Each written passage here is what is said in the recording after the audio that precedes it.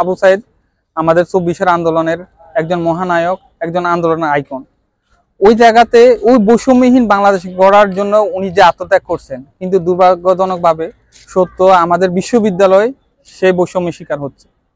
এই 24-এর আন্দোলন পরেও এই বিশ্ববিদ্যালয় অন্যান্য বিশ্ববিদ্যালয় দেখি যেরকম বাজেট পাচ্ছে, উত্তরবঙ্গের যেরকম চিরাচরিত নিয়ম, উত্তরবঙ্গের সাথে যেরকম রাষ্ট্রপক্ষ যেভাবে ট্রিট করে, ঠিক ওইভাবেই আমাদের বিশ্ববিদ্যালয়কেও ওইভাবে সরকার ট্রিট করতেছে।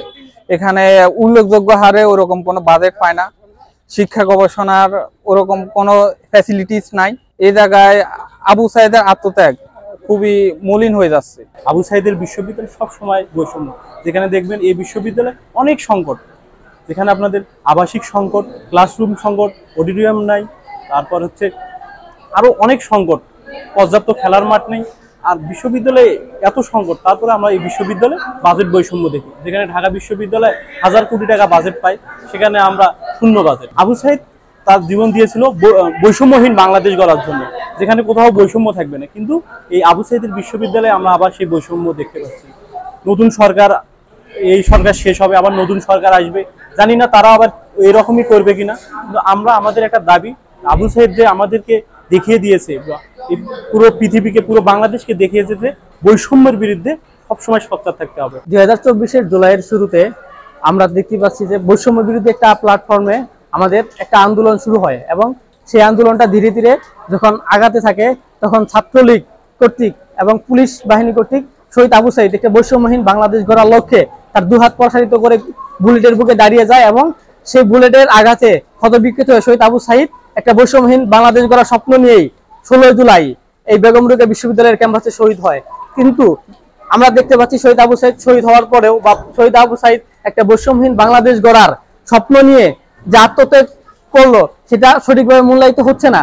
আমরা দেখতে পাচ্ছি বেগম রোকেয়া বিশ্ববিদ্যালয় নানাভাবে বৈষম্য শিকার হচ্ছে, এবং আমরা দেখেছি গত বছর বাজেটেও বেগম রোকেয়া বিশ্ববিদ্যালয় উন্নয়নে কোনো বাজেট পায়নি, এবং বর্তমান বাজেটেও বেগম রোকেয়া বিশ্ববিদ্যালয় উন্নয়নে কোনো বাজেট পায়নি, এবং সর্বশেষ একনেকের বৈঠকেও বিশ্ববিদ্যালয় কোনো প্রকার প্রকল্প পায়নি।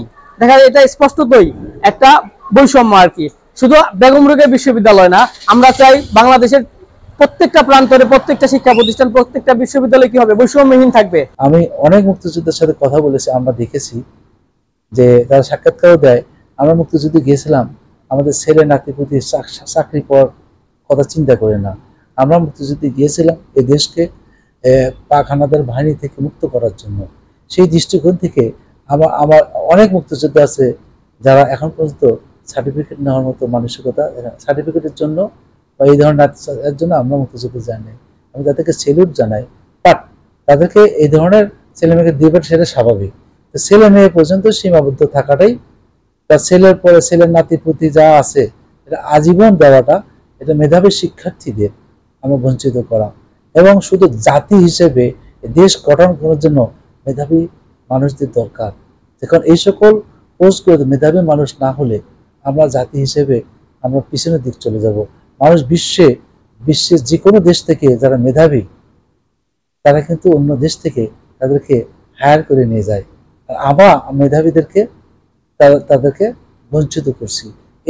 এইখান থেকে কিন্তু সাধারণ শিক্ষার্থীদের মধ্যে যে দানা বাঁধলো যে কোটা নয় মেধা মেধা, এই স্লোগানে সারা দেশে আন্দোলন শুরু হলো।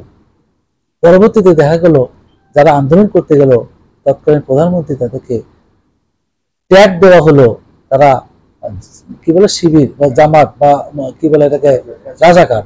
এই যে রাজাকার যে কথাটা বললো, এটা সে জেনে বলছে নাকি ব্যঙ্গাত্মক বলছে, এটা তার আত্ম অহমিকার একটা সবচেয়ে বড় একটা নিদর্শন সাধারণ মানুষদের মধ্যে চলে আসছে।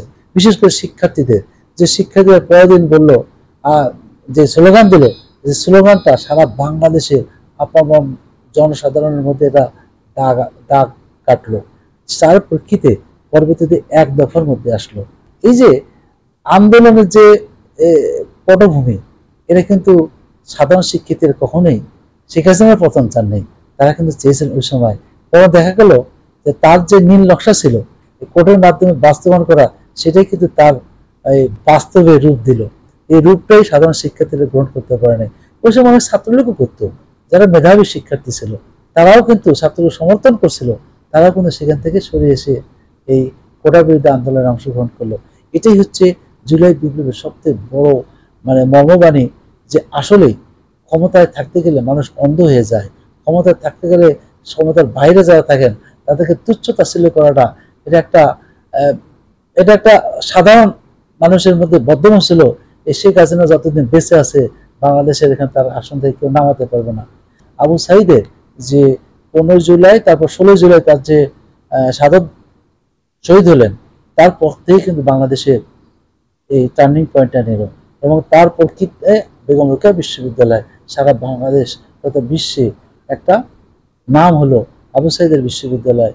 এখানে বৈষম্য কোনো স্থান নাই।